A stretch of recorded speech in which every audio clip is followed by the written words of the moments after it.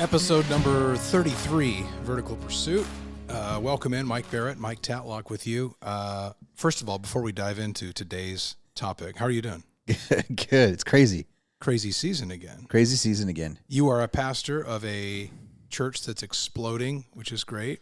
Yep. And then you're also team chaplain for the Trailblazers, NBA's Trailblazers, so you're back into that swing. Yep. I don't know how you do all you do right now. Just to say that in terms of what you have, what you have to like, you'll text me at 7 and you're on your way to the church, and then I don't hear from you all day, and then at 9 o'clock you say I just got home. I don't know how you're doing it. We weren't going to talk about this, but this always happens. I don't know how you do what you do. Yeah, there's a lot of times I don't know how to do it either. Honestly, and I know that sounds everybody can relate to their own schedules. And we all have that, I will say this, like when COVID broke out, and we've done podcasts on this, all the crazy about COVID and the true things that were happening during that time, people using COVID, leveraging that, who do we trust? I mean, there was so much negative, people isolated. There was so much about COVID that was bad, evil, wrong. Still, there's ramifications from that. Mm-hmm. The isolation it created. I'm going to flip over and go on the other side of it. I can't remember a season where it was like that forced lockdown where you couldn't do things. And I've heard this from so many people. They were like, wow, my schedule got lighter and my schedule got less hectic and less busy. The world was, a big question mark. Where's this going? And for some people, the anxiety was even more with their jobs and working from home and juggling kids. So I understand the difference for every personal narrative. For my family, it was different though. For my family, I have kids that are right now, they're young adults. And so during COVID, I wasn't trying to juggle, kids at school and grade school and a job and, all that stuff. So I just look at that season and I went, there was parts of that was a reflection of what it meant to not be so hectic. And I think a good friend of mine, John Mark, wrote a book called The Ruthless Elimination of Hurry. And I think that a lot of us are living a hurry, fast-paced life. The demands were pulled. And ministry is a pull. It's a tug and a pull all the time. You're getting tugged here, getting pulled here, and it's like a doctor, first responder, officer. You're always on call to say, extent. But then I think at the end of the day too, it's always trying to figure out boundaries, which I can preach on boundaries all day long, and I'm better at preaching on it than living it. Yeah. That's and I think we go through seasons. We always say things. It's okay to have a season as long as your season doesn't become a norm.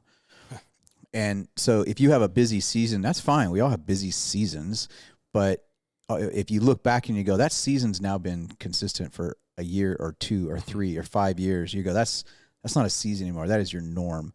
And that's when you got to be honest with yourself and go, okay, seasons are fine. We all can adjust. We can all sort of pace ourselves in seasons. But the other thing, Jesus is, and we weren't going to talk about this, but Jesus talks about this idea of Sabbath, which is like a weekly rest, taking a pause on things and recharging, all those things.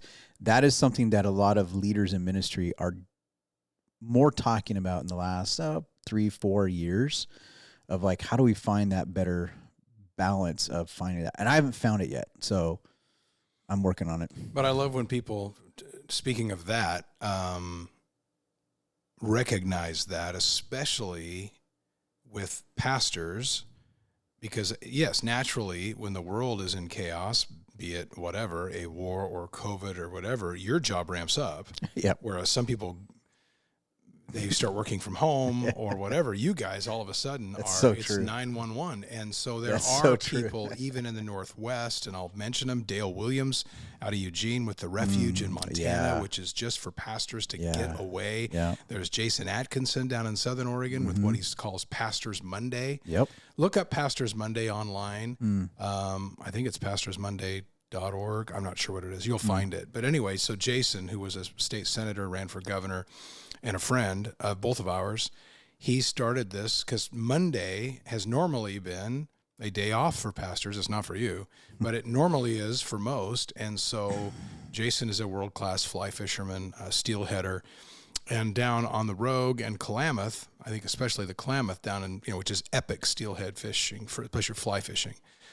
He started this program where he was taking pastors out with guides every Monday, just different pastors. And they have a chapter in Texas now. They have a chapter in North Carolina now.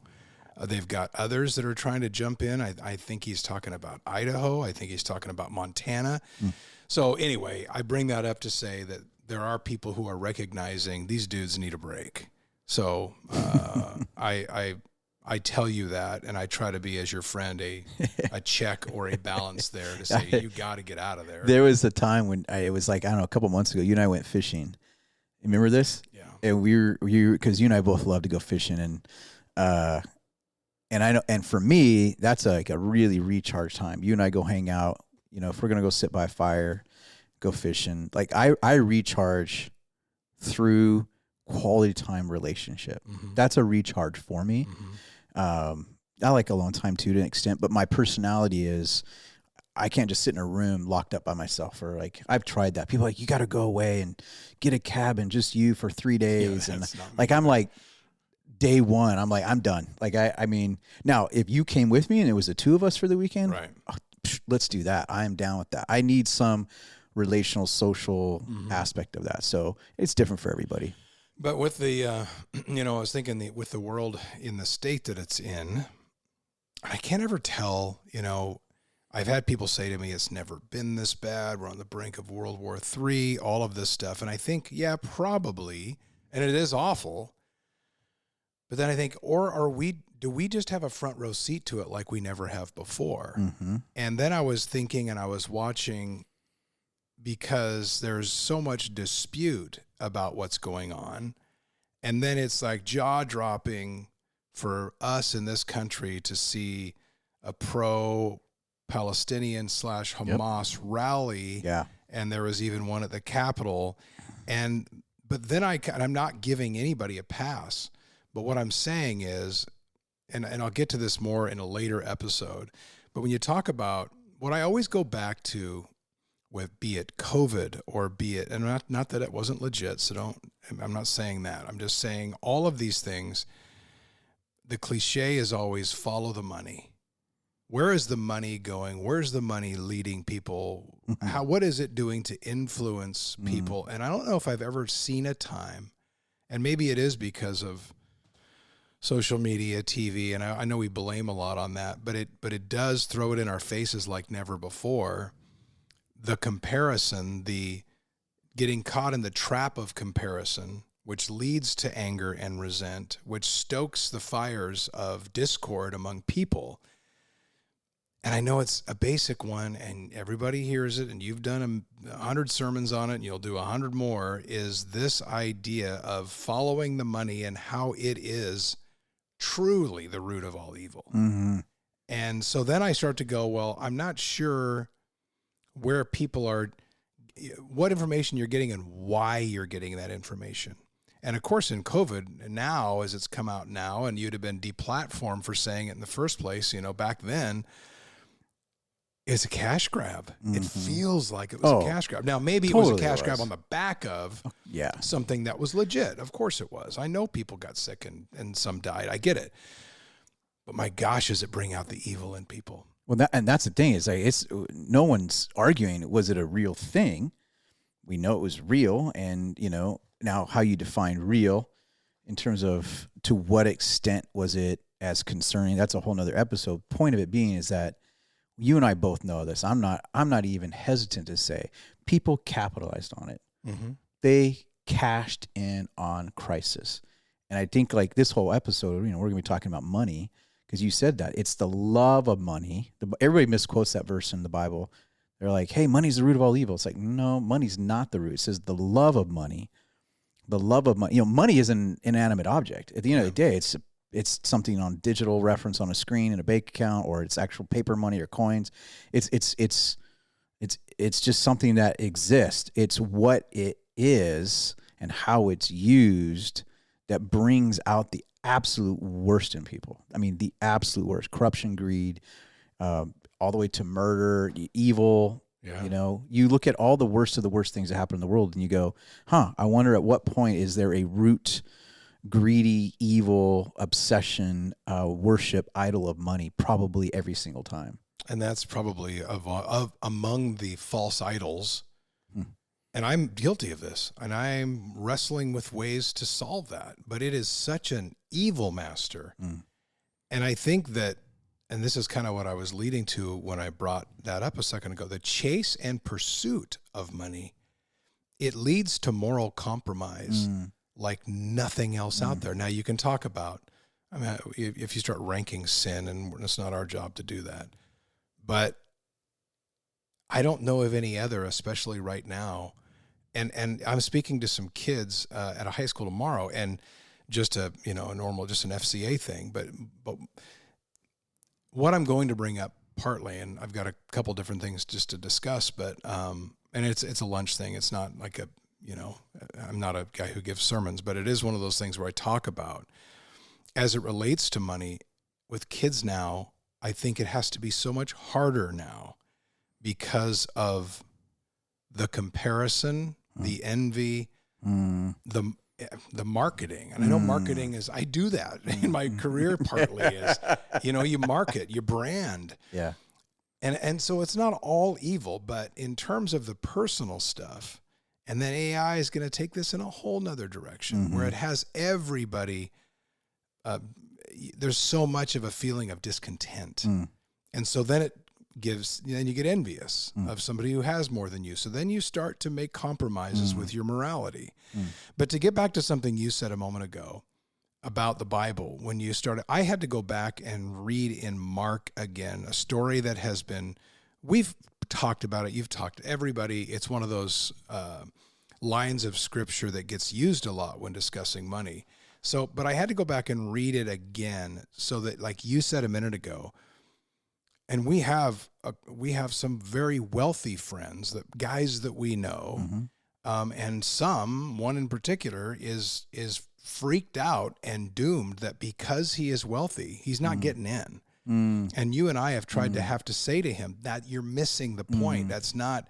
So in Mark 10:21, when Jesus sees the young rich ruler in trouble because money had mastered his heart, then he says to him, go sell everything you have and give it to the poor. Then come follow me. So a lot of people, I think, go, well, then we can't have any money? No, it's talking about a heart condition. It's not talking about money. It's talking about who is your master. Is it me or your money? So I don't think it means that I'm never going to be one who comes off as saying, if you have done well and had success by even the worldly standard, that makes you evil, or that you should feel guilty and give it all away. I don't think that's what he's saying, and it's not what he was saying in Mark. He's talking about where your heart is. Correct? That's exactly what he's talking about. Money's funny because everybody says, show me your values I can know your values by showing me your pocketbook, your bank account, and your day timer. Like where you spend your time, where you spend your money. That tells me what you value. And Jesus was doing the same thing. He's like, show me where you spend your money. It will tell me where your heart's at. And our hearts and what we mean by heart is your identity, your purpose in life, where you put your hope. All those things are wrapped up in this idea of like your heart, because it sounds kind of weird. I don't know what that means. My heart. It says everything about you, your hope, purpose, identity, all those things. How much of that is connected to money in your life? Because there's two extremes that I hear sometimes in church.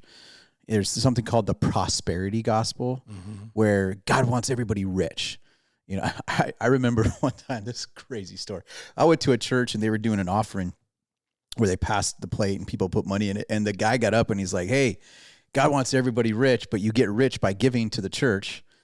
And I'm like, oh man. I'm like, oh geez. And I'm sitting here as a pastor going, come on, man. You're throwing it like, this is why people don't want to hear about money in church, is this kind of stuff.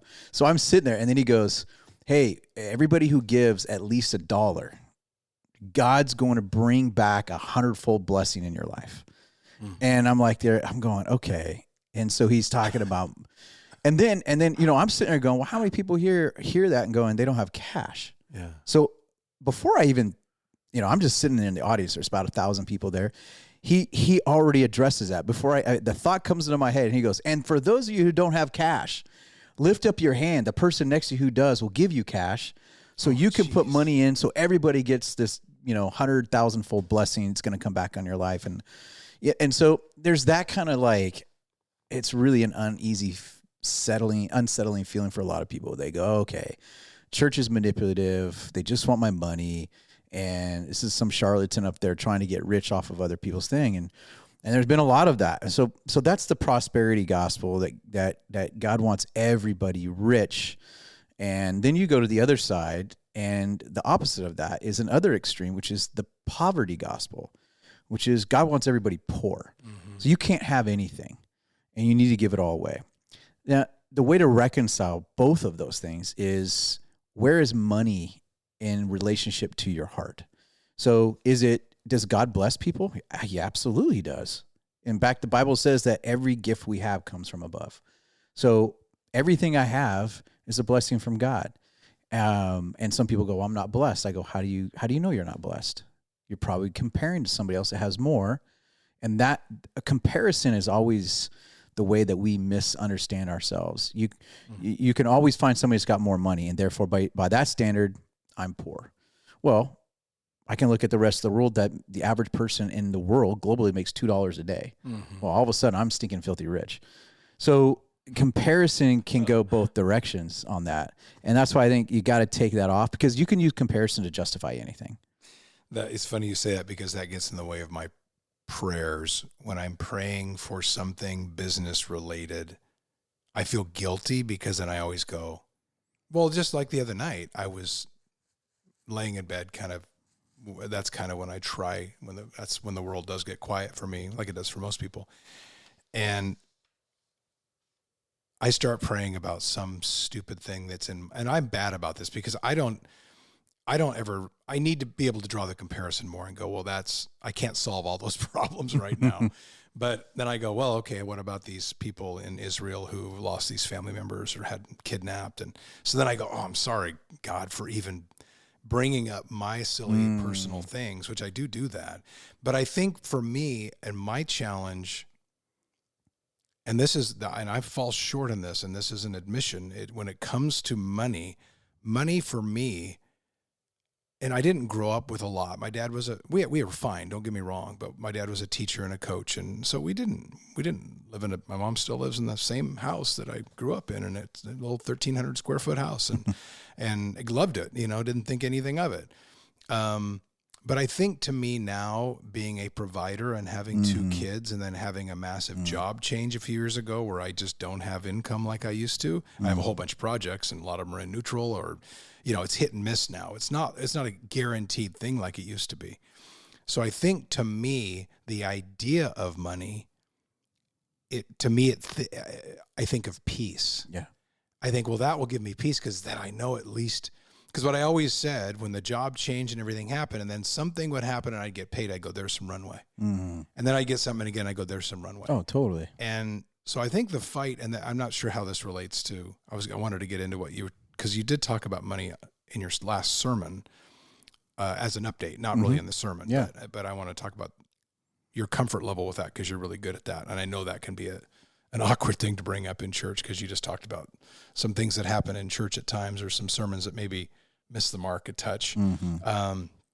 But I think for some people, like me, how do you balance your faith and your hope, and then your idea maybe screwed up, that because of money will come peace? And I know a lot of people, when it comes to even tithing or giving, it's like, well, if I will, once this business deal closes, then I'll have the margin to give. Exactly. And I know that not everybody can give, but I do think, and I know there's even back in biblical days when it was being written, there were stories about the Lord blessing those who, the woman who gave, in comparison to what she had, based on somebody who had a lot of money, and he's like, wow, that's what I'm talking about. Yep. So I guess we come back to the fact that it's a heart condition. Yes. Once again, But in my case, what would you say to that? And you and I've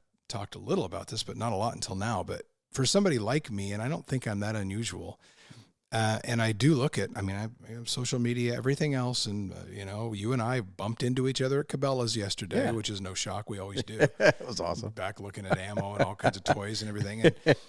But that's what I mean. Yeah. It's those things, I think, for us are fun. They're hobbies. We go do stuff.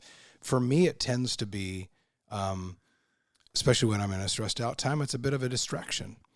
But then there's this peace and freedom idea for me that comes with money. Not that I think that I would use it in an extravagant way, because I'm not like that. I have never, I haven't been like that. And I do remember one time I caught myself, and because of my last job, I got to know a lot of people, and a lot of people knew me. And therefore,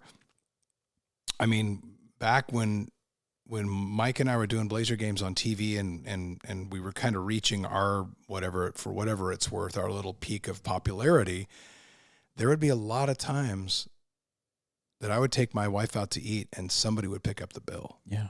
A manager would come over and pick up the bill. And that happened all the time. And then we had people, good friends, who we never had to pay for a vacation. Somebody would say, hey, use my house here. So I remember and the reason I'm saying this is I remember being at someone's vacation home one time, which was amazing. And you've had some of this too. And I was sitting there going, my gosh, I would do this with the house and I would change this, and amazing. And then I remember stopping myself, and I remember even where I was. I was on the landing between stairs going up and down. And I just kind of stopped and I thought, am I imagining that? Because would my life really change that much? Would I really be happy? Or is that something we just chase, that idea of money and freedom and peace that it would bring? But maybe it doesn't. More money, more problems, as some people say. It's true. But we still chase it. Why is it so hardwired into us to chase that? And why do we think so much that peace and freedom come from the idea that if I just get enough, which we know it's never enough. Yeah. But where does that come from, and why is it at times I think it's purely a thought and a desire placed into us by the enemy to distract us. It is. That's a great question. I know that for most people, if you look at greed and you go, okay, what is greed? Greed is when I think of greed, I think of someone who's manipulating, taking advantage, motivated by more money. And this sense of accumulating money is the end game, and greed is this idea that it gets filthy. But I think we could all wrestle with some extent of that. I think the majority of us people is we pursue money as a means of security. I think that's what it really comes down to, is a sense of security. And is that always wrong? Well, security is a good thing. So this comes back to the idea, like I said, it's the love of money is the root of evil, not money.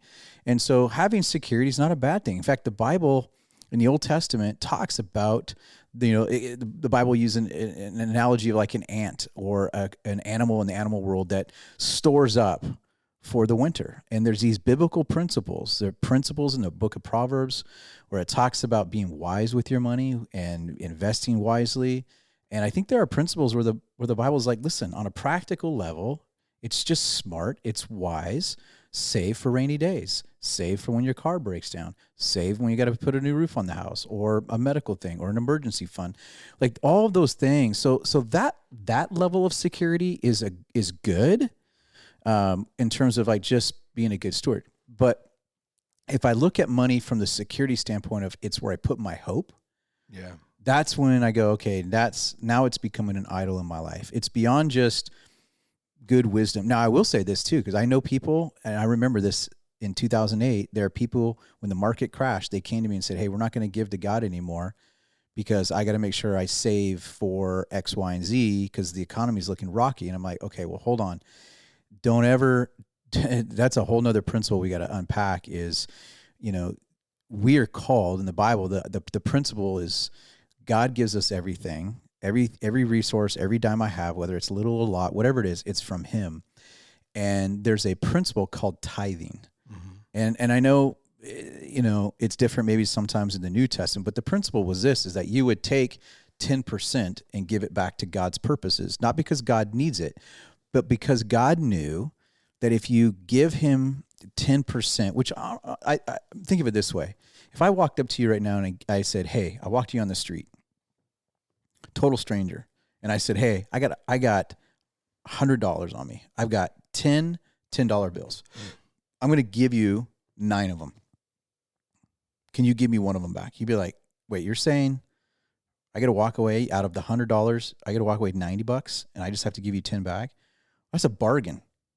If you think about it, you'd be a fool to not take that, right? So it starts with the premise of, if everything I have is from God and he's only saying, hey, give me 10%, like, why would I'm getting the deal out of this thing. So it starts with the idea of everything I have comes from God. He blesses me with that. Yes, I have to work for it, but he provides the opportunity even for the work. But really what God was trying to do in that, it wasn't about a percentage. It was more about the principle of, I'm going to give God at the beginning of whatever paycheck or season you're in, because it forces me to trust him, not in my money, the rest of the month. So that's the principle. Like my wife and I, we've been doing that for years. Like, we designate out of our money, here's the money we give. And we do that every month, regardless of, oh my gosh, the car just broke down. We never, and we've been married for 26 years. Better get Make sure I got that one right. I'm looking at you going, geez. Don't look at me. I'm looking at you. Get me out of trouble on that one. 26 years we've been married. And since we were kids, we got married at 20. I was 21, she was 20.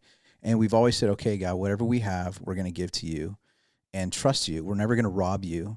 And we've had car breakdown, emergency bills, medical bills, like everybody else does. And it's easy to say, okay, well, for this season, we got to pay those. Like, we have seen the principle of God, we're going to give towards you no matter what we're left with and how that's going to shake down. And we've seen God provide miracle after miracle after miracle. We've seen God do crazy stuff. And it's like, that's what he's trying to help us see is, at the end of the day, I find my ultimate hope and security in his provision, not in what I provide for myself. And the minute I start putting my hope in what I provide for myself, God doesn't want us to do that. Why? Because it's insecure. It can be gone like that. Mm-hmm. If you put your hope in your nest egg and your retirement and your savings, we all know that's an illusion. That can be gone in an instant. And so God's like, yeah, don't put your hope there. And that I love, and I have a couple of verses. I don't always do this, but on this one, because there's money is brought up so often in the Bible. You started a series in Timothy last week at church, and I just opened that up because I think this is a good follow-up to what you just said. In Timothy 6:6, it says, but godliness actually is a means of great gain when accompanied by contentment.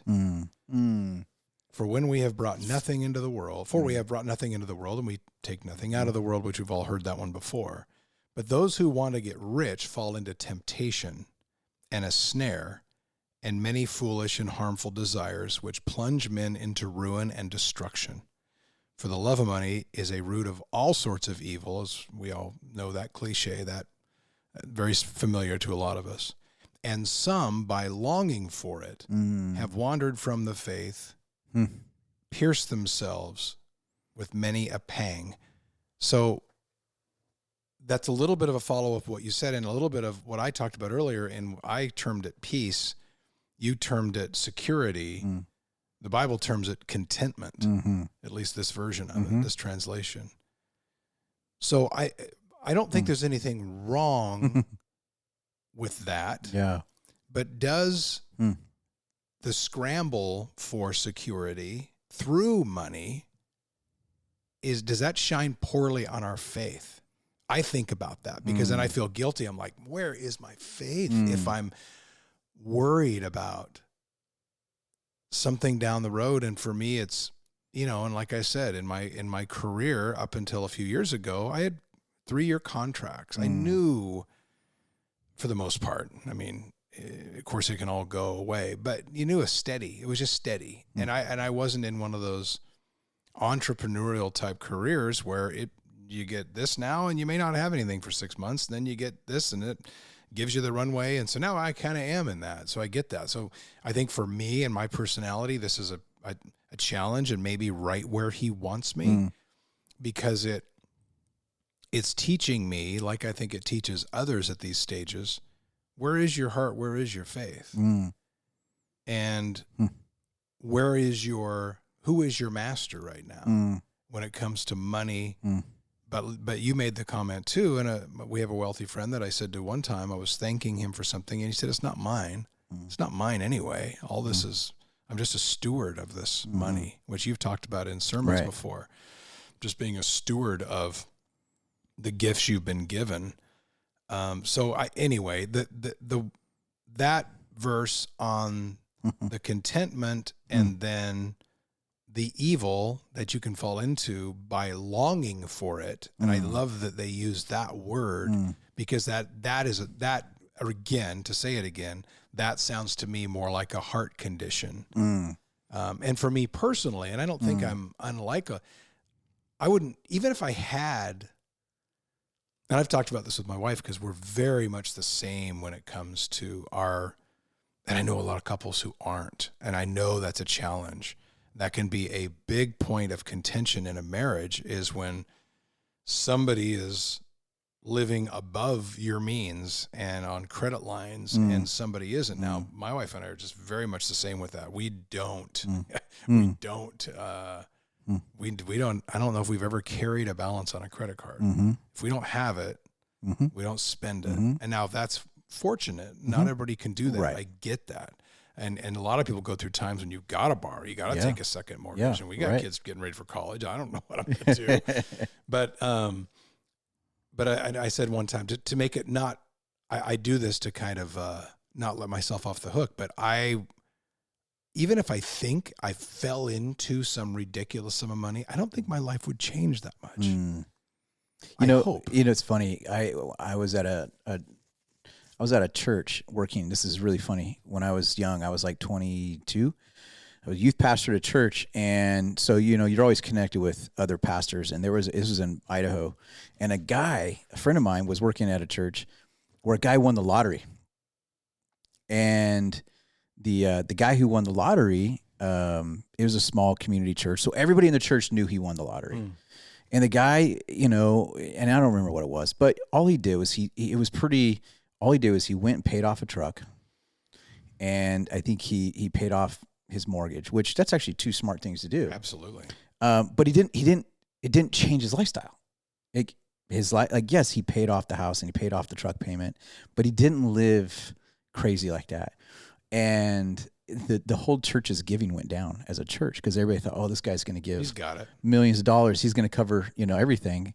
It was just this interesting dynamic how that played out. But I remember a guy like that who won the lottery and didn't really change how he lived. Yes, it's great to pay off the mortgage, no doubt. And what a luxury that is. But the point of it was he could have went and bought a different house, or he could have bought 3 trucks, or he could have, and there are those stories.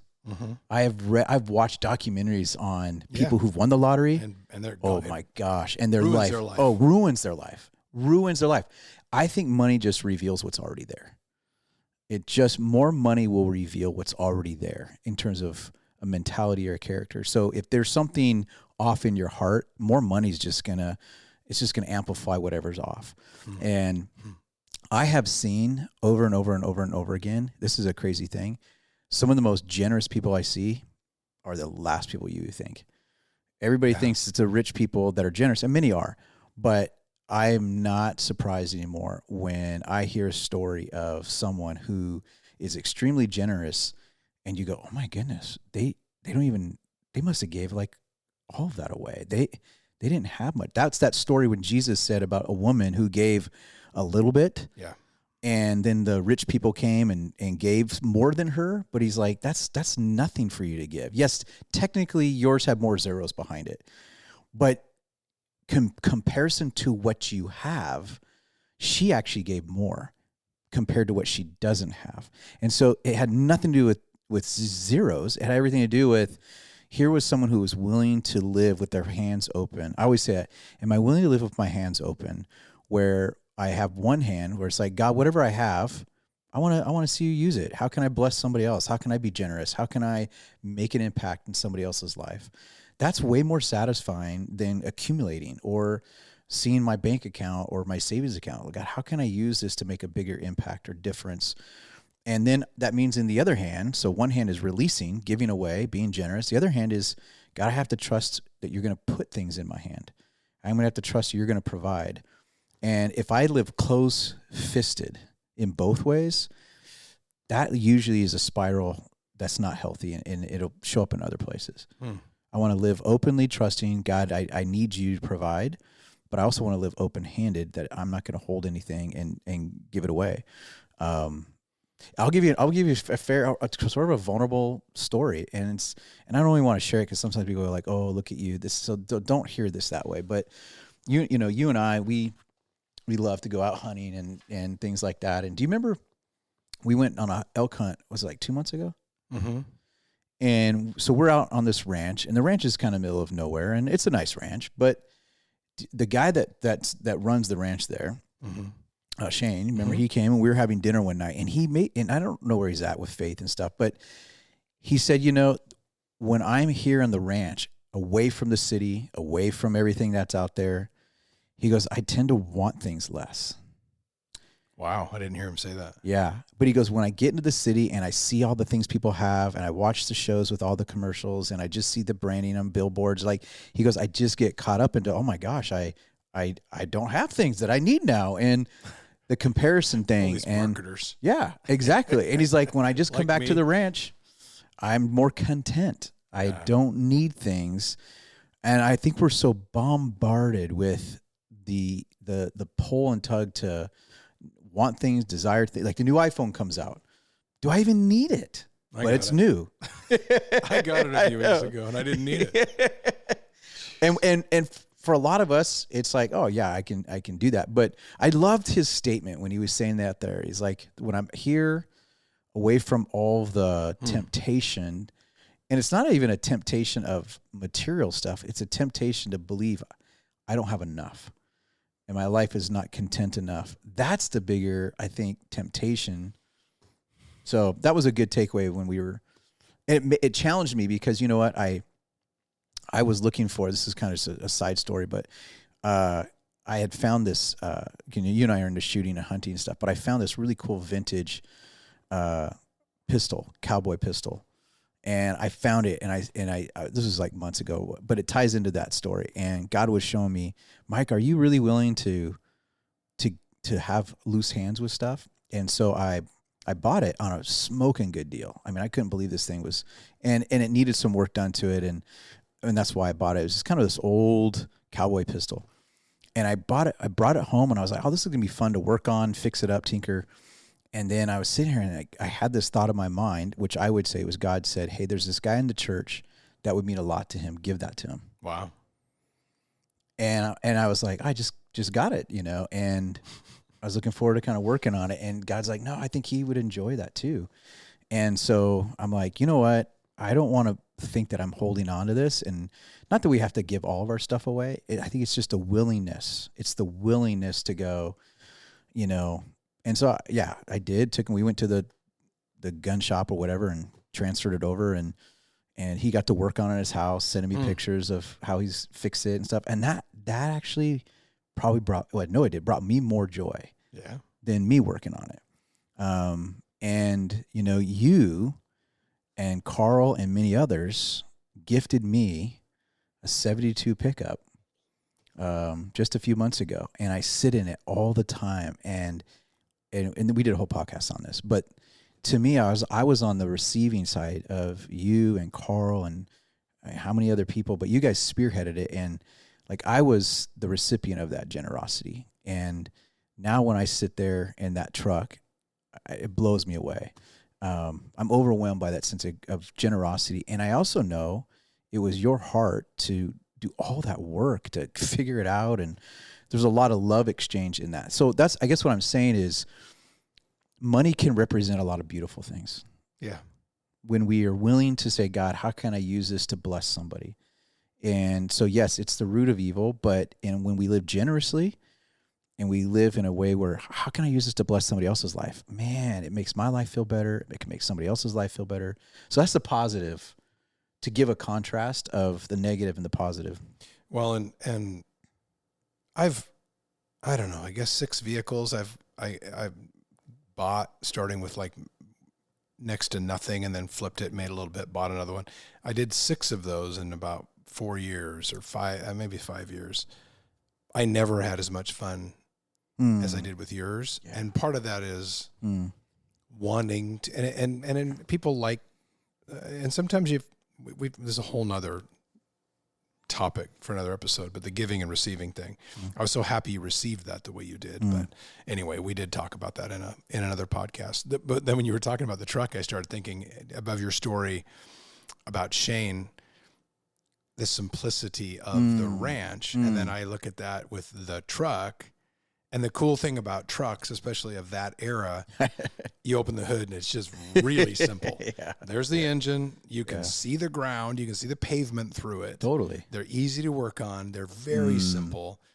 And then I was telling my kids, speaking of simple, one time, we used to drive back and forth to Idaho multiple times a year when I was young, because that's where we were from. And AM radio, man. Oh. And no AC. Yeah. No. It's just a AM radio. And that was it. No cell phones. Roll the windows down. Even if it was hot wind, it was just matter. something. and so exactly. So then I do look at that and I go, yep. Those are amazing times. They were. Because I didn't know any different. Exactly. And it's our access to information now makes it to where we do know different. Yeah.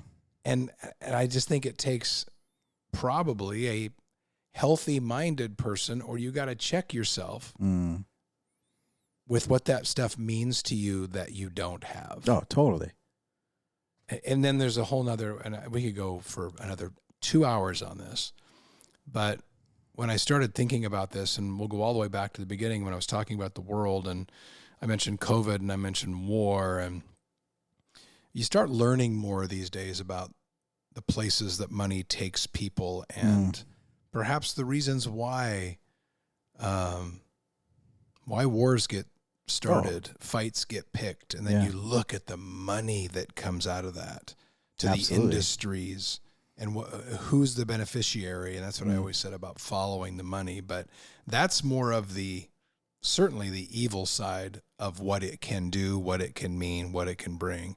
But lastly, I think I'll ask you before we wrap up, this is a very open-ended question that could have a very long answer, but just for some practical thoughts and I'm asking you because I want to know, and I know there's a ton of guys and ladies who have these same, how do we shake that? How do we gain through biblical learning, perspective, and some practical everyday things that we can consider about money that are healthy? I think the number one thing it's always going to start with is, no matter what season you're in, if you're in a place, we all got bills to pay, and literally some of us are paycheck to paycheck, others are swimming in debt. I know so many, I'll just use the word us. A lot of people are just swimming, and the Bible talks about that financial debt is enslavement. Yeah. And I know saying that, you're like, Mike, great, I didn't have an option. A mortgage is a debt. It is. Car payment is a debt. Student loans are debts. Medical bills that, what was I supposed to do? I had to have the surgery, or I had to have this, and then we've been there in all of those things. So there's no judgment here, other than just saying, I'm stating what everybody knows, that when you're swimming in debt, the bondage that comes with that. And so, is the goal to try to live debt free? Of course it is. And Dave Ramsey will help you with that. You can go to that way with him or whatever. But the point of it is that I think just start with this idea of, do I want to? This is like just foundational. Do I want to manage my money the way the Bible says I should? Like, that's just start that. That's just a fair question. Do I consider the Bible as my financial manager? That's just a Because if I say yes to that, now I'm open to put those practices and principles in play. Or if it's like, no, I'm not really, I'm going to go different. Like, that's fair. So that's my starting question is, would I consider the Bible to be my financial consultant? If so, now let's unpack those principles. And the first one is you got to trust God as the giver of all things.